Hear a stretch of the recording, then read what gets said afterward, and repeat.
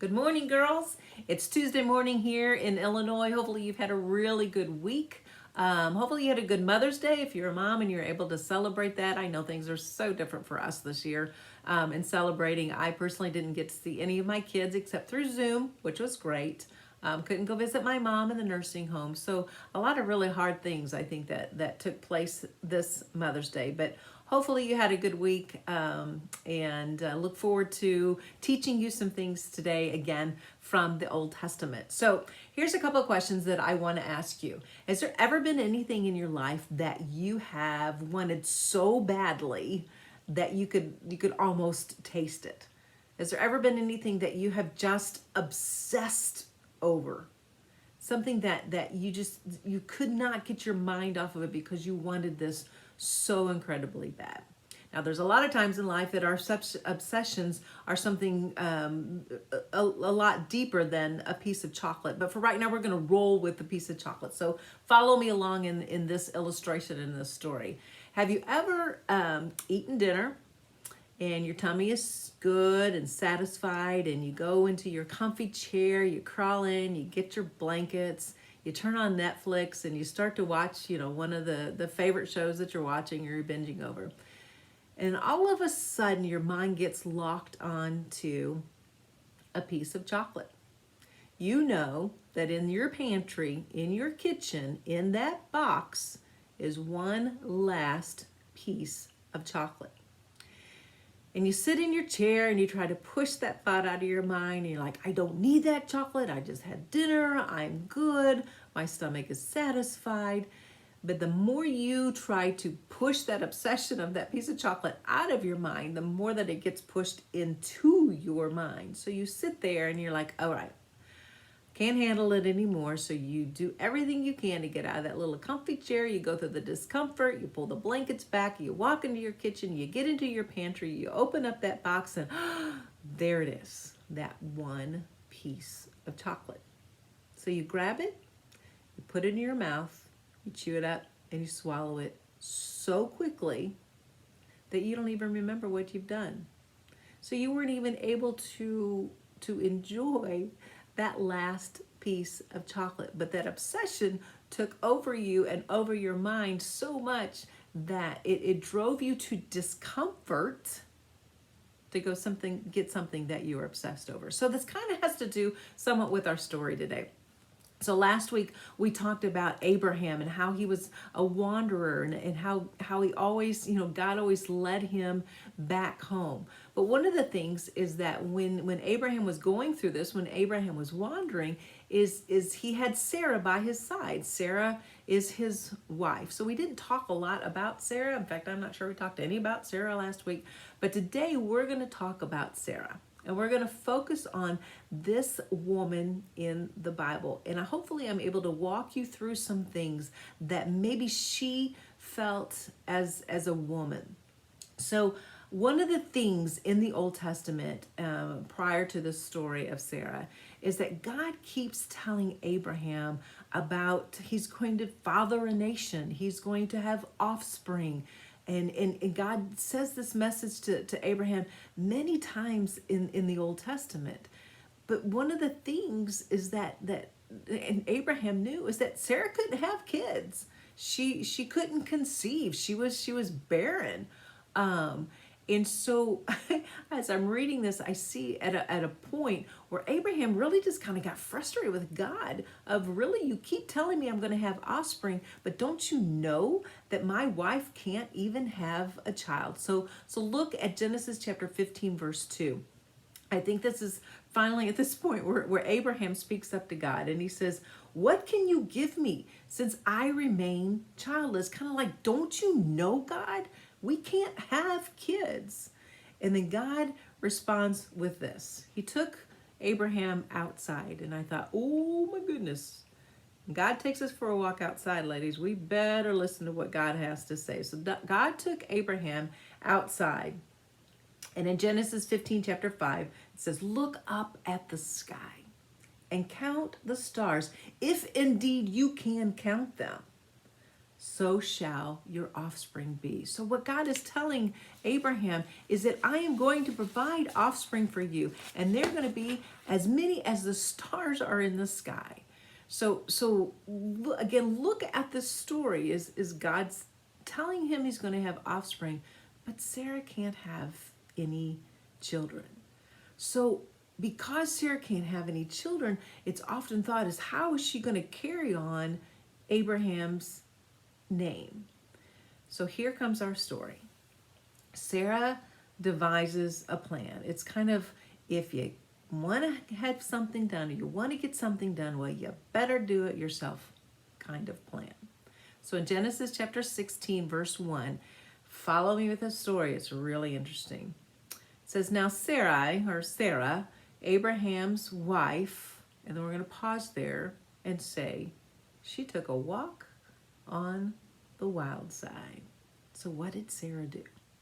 Some of you know the story and kind of how disgusting it really is. It's kind of a swinger versus, or in the Old Testament or Old Testament style. So I want you to state up front that sometimes when you read the story, it's easy to maybe see that this is what God designed or desired. This is not what God had designed or what God had desired at all. That in the Old Testament, definitely culture was different. But that didn't mean that culture was right. Kind of like today, culture's different, but that doesn't mean that it's right. So sex outside of marriage was still forbidden by God, even in the Old Testament. But that culture was tainted by sin. Often men had more than one wife, or at least had concubines that they would pleasure themselves with, that they would have sex with. It was all legal and culturally acceptable, but it was still against God's design and God's desire. So Sarah had succumbed to what was culturally acceptable. So follow with me more of this story. Sarah's obsession to have a child took over her reasoning skills. So she, again, took a walk on that wild side. And what she did is that she organized kind of a little sexual encounter for her slave, Hagar, and her husband, Abraham. It's because she wanted a child. It's because she was obsessed. So did you hear what I said? Is that because of Sarah's obsession, she took her slave, Hagar, and she planned or organized time where her husband and her slave could have sex so they could have a child. So in Genesis chapter 16, verses 1 through 4, it says, now Sarah, Abraham's wife, had borne him no children, but she had an Egyptian slave named Hagar. So she said to Abraham, the Lord has kept me from having children. Go sleep with my slave. You want to say, stop right here. Sarah, stop.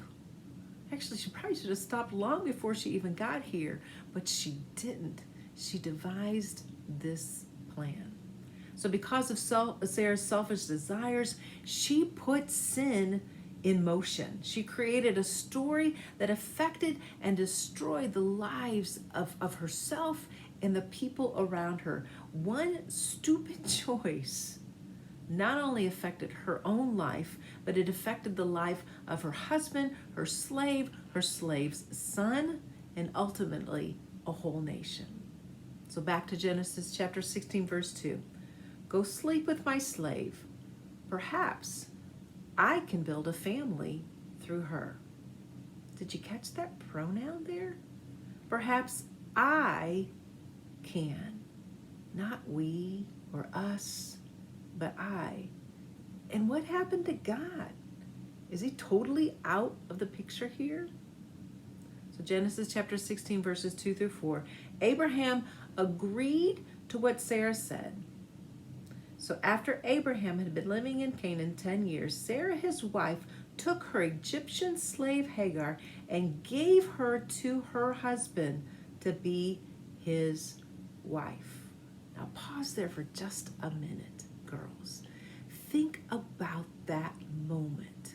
They were all living in tents because that's what their village, their town was tents. So I picture Sarah walking with her slave Hagar up to the edge of that tent. And she let go of Hagar and she let him go inside that tent to sleep, have sex, have intercourse with her husband. It says in here that Abraham took Hagar as a wife. So now we've got polygamy going on here. This is not what God had designed. This is not what God had desired. So it says in the scripture that he slept with Hagar and she conceived. How do you think Sarah felt when she walked away from that tent? Do you think she was excited about the decision and choice that she had made? Do you think that she was excited about that plan that she had devised? You know, it doesn't say that in scripture what she was feeling, but I think of that just as a woman, you know, making even a stupid choice, but how she felt in giving her slave, another woman, to go sleep and have sex, have intercourse with her husband. So remember how we talked about in lesson 3 about creation and how the world was about to get loud, about to get noisy. Well, this is a moment where it's going to get really, really noisy. You've got 2 women and 1 man and 1 pregnancy, 1 baby. So it's going to get a little loud in here. Sarah had gone against God's plan. Strike 1. Abraham conceded to Sarah's plan. Strike 2. But where is strike 3? And we're out.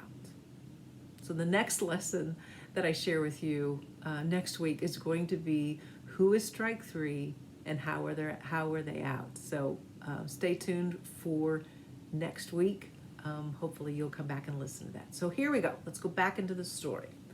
So now what begins to happen, shock, is an argument begins to ensue between Abraham and Sarah, between husband and wife. There is grumbling in the tent, girls, grumbling in the tent. So in Genesis chapter 16, verse 5, it says, Then Sarah said to Abraham, You are responsible for the wrong that I'm suffering. I put my slave, catch this, I put my slave in your arms. And now that she knows that she is pregnant, she despises me. And here's the kicker. May the Lord judge between you and me. I have a feeling that she did not mean that in any deep spiritual way. So take note that Sarah had taken God out of the equation throughout this whole entire process. So when she needs God for leverage, she pulls him back into the story. This is not an attempt to allow God to work. This is simply for the convenience to emphasize her own point and make this argument move along in a much more judgmental way. So that's what she said to Abraham. She sets herself up as the hero in this story. I love that phrase. I put my slave in your arms. I'm such an unselfish and giving wife. Am I the only one here who wanted to have an heir for Abraham? God messed up too because he really didn't care as much as I did. I sacrificed my own husband by allowing him to take Hagar as his wife and had sex with her. What is wrong with everybody else? So now we have this all-out fight between Sarah and Abraham.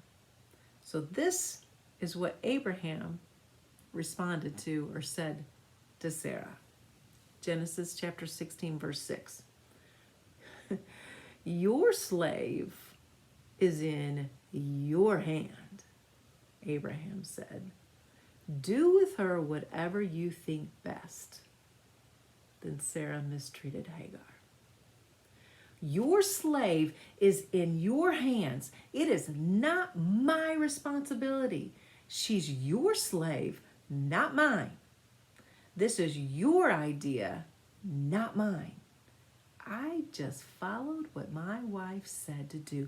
Nobody's taken any responsibility for anything here. Think back to some of those other stories that we've talked about. It's like nobody takes responsibility for their sins here. So I feel like I'm watching kind of a tennis match going on, is that Hagar says, I put my slave into your hands. And then Abraham says, your slave is in your hand. So back and forth we go. Nobody taking responsibility here. But when Sarah walks away, looking at this scripture, she doesn't have a change of heart. The anger that she is still feeling towards Abraham continues to spill over onto Hagar. And it says here, then Sarah mistreated Hagar. We don't know what that mistreatment looked like, but we know that it wasn't anything positive. So let's look at what happened here.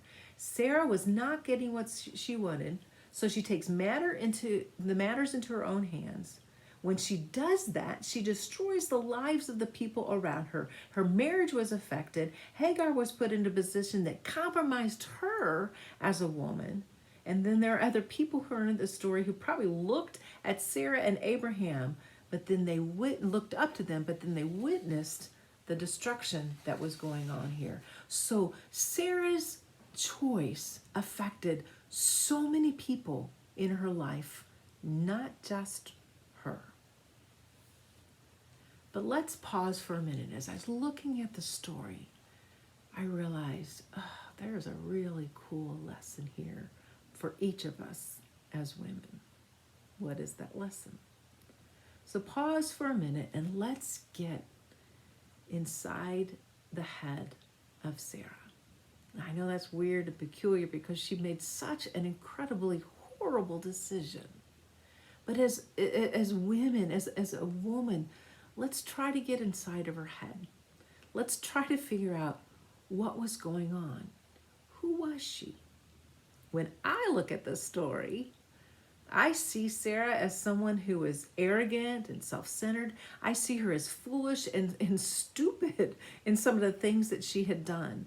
To be honest, I look at her in a really judgmental way. I quickly compare her to myself and know that there's no way I would have made that choice.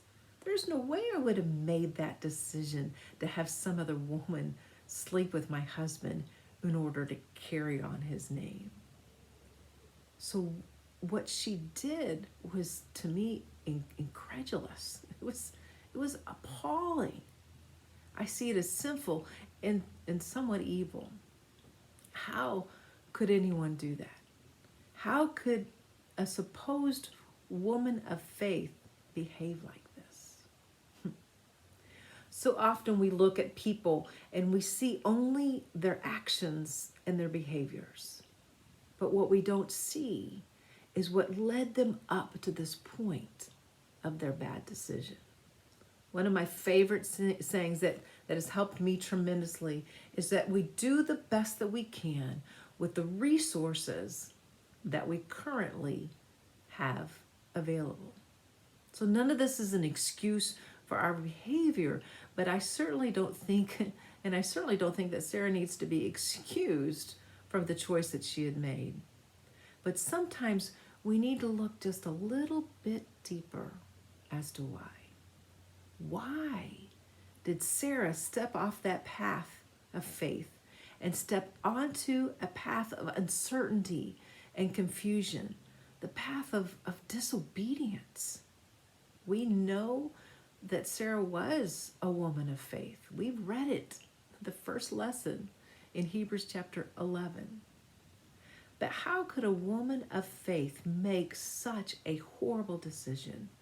A decision that affected so many people's lives. What seemed like the motivation to her poor decision was her deep desire, her obsession to have a child. But let's be honest, you and I both know women who are not able to have children on their own. And I've never seen any of them this obsession drive them to this point. So what made Sarah make this choice and this decision? Maybe her insatiable desire to have children was driven by more motives than just to have a child to call her mom. Yes, she was the woman who would never be called mom. She was the woman who would never feel the touch of the child's soft skin next to hers.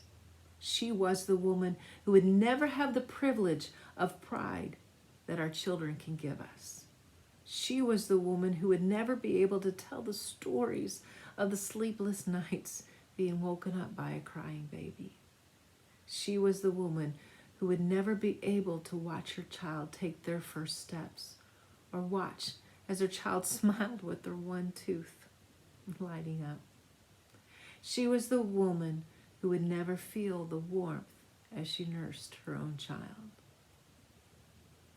But more than likely, there was more to this for Sarah. Her culture was driven by having a male child. We don't understand that, but it was so driven by them not only having children, but having a male child. If you couldn't have a child, and especially a male child, you were shamed by your community. We can't understand that today. That makes no sense to us, but that made a lot of sense to Sarah. Sarah was prestigious and poised, but painfully broken. She looked all around her and could see that the women who were much less prestigious than her were able to bear children. They were able to have a male child to carry on that name.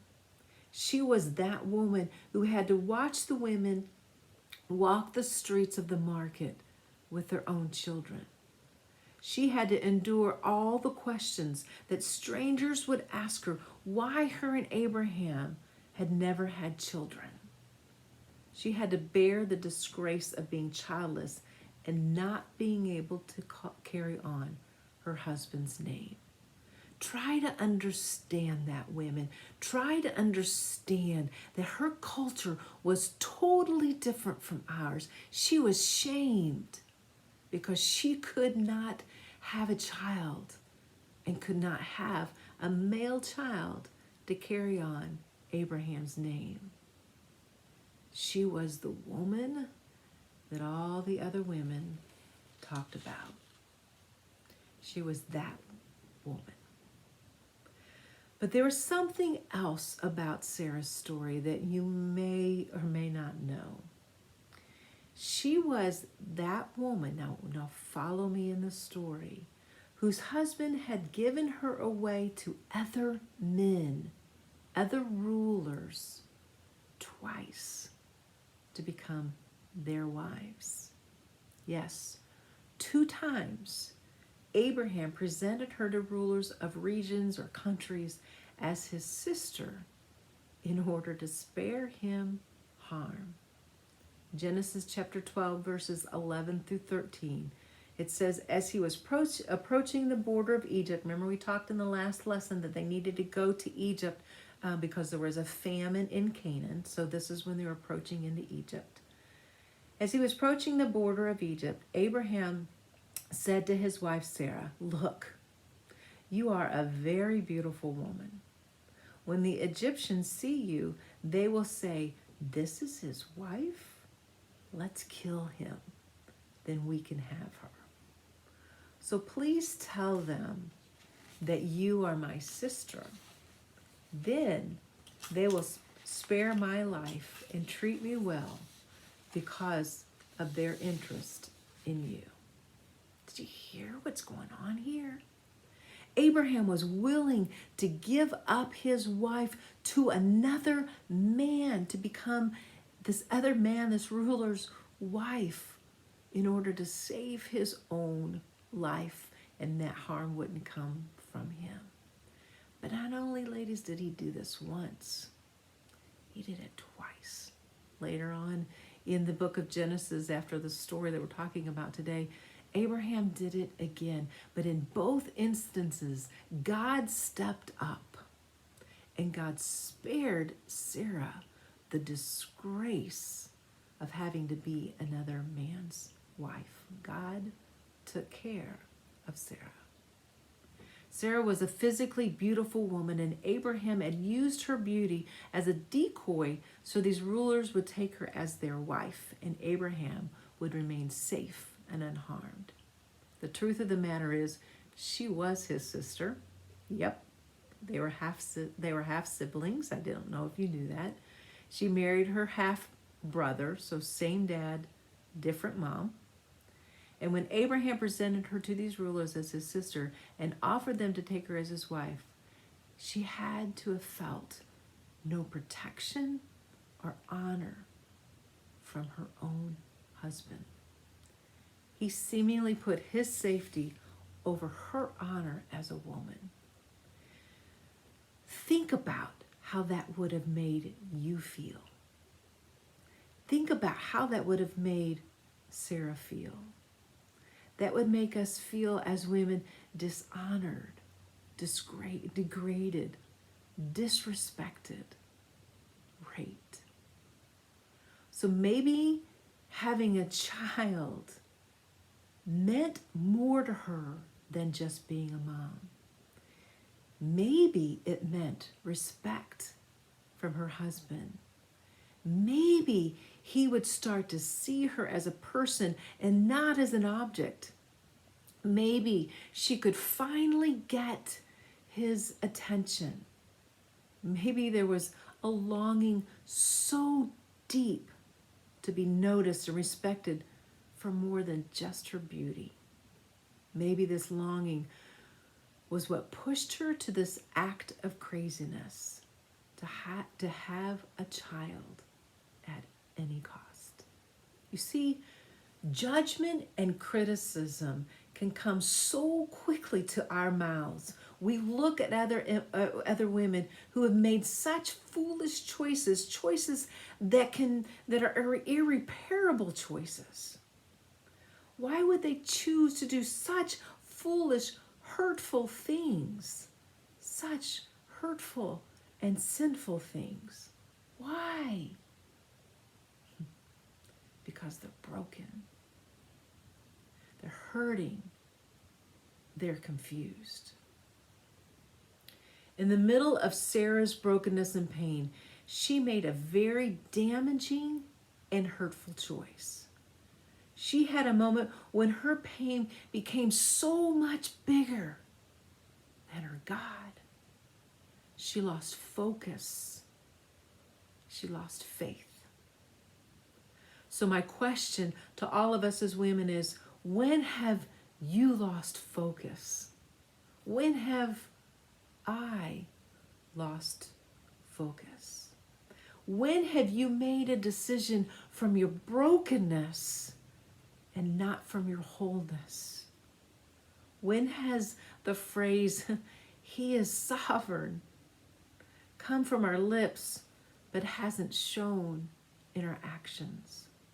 We like to say that God is sovereign, God is all-knowing, but sometimes that becomes just a cute little Christian phrase, a catchphrase for us. It makes us appear as though we think we know who is in charge and that we place all things in his hands. Or is it really just a way for us to convince ourselves that we have just enough God in our lives or in our speech to appear to ourselves and to others that we have our Jesus all together? When the truth is, we are simply broken.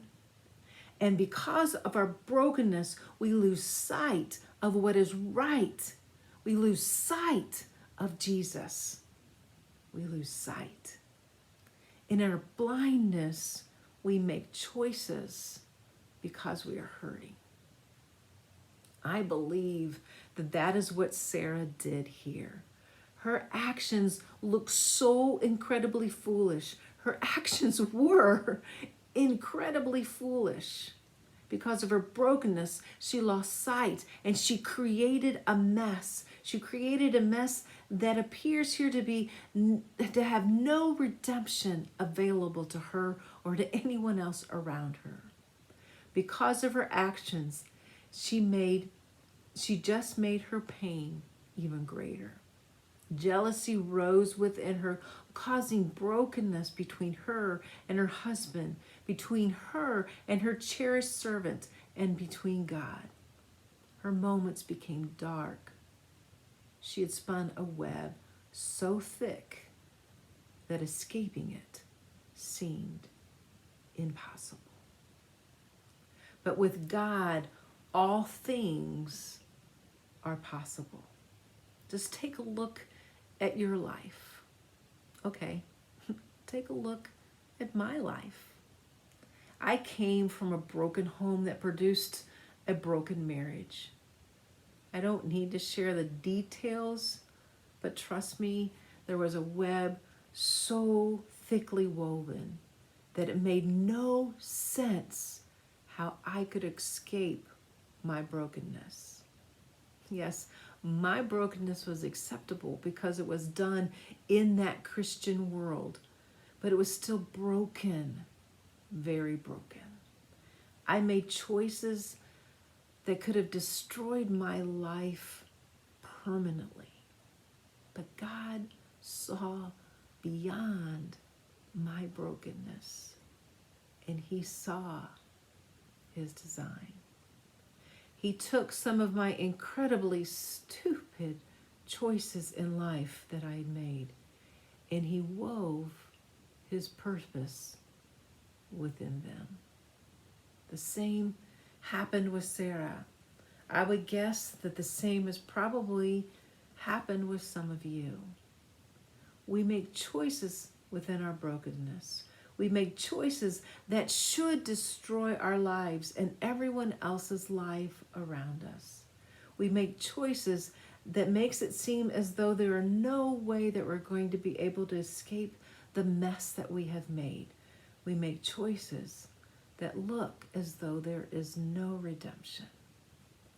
Go back to the statement that Sarah made within this argument that she was having with Abraham.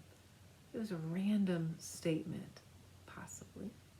She said, "May the Lord judge between you and me." Sarah was in a rage when she said this. We all relate to that as women. When we're arguing with our husbands, we say things within that rage. And it seems as though she randomly just kind of pulls God into this argument. It seems like a very judgmental statement. But what if this was a statement of reminding?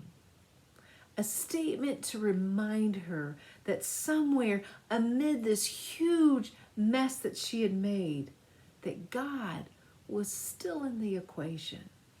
God was still present. No matter how big the mess that we make of our lives, no matter how horrible the choices that we make because of our brokenness, God is still there. I believe that He often waits for us to finish our little fit of brokenness. Then He scoops us up and He mends all of the things that we have broken around us. He sets us back on the path towards Him, and He completes His purpose, His plan. I believe that this is the true story of Sarah. Stay tuned for next week, because we're going to do part 2 of this lesson, Take a Walk on the Wild Side. And you're going to learn who strike 3 is. And you're going to learn who is out. In Genesis 16:6, it says, "So she fled." See you next week.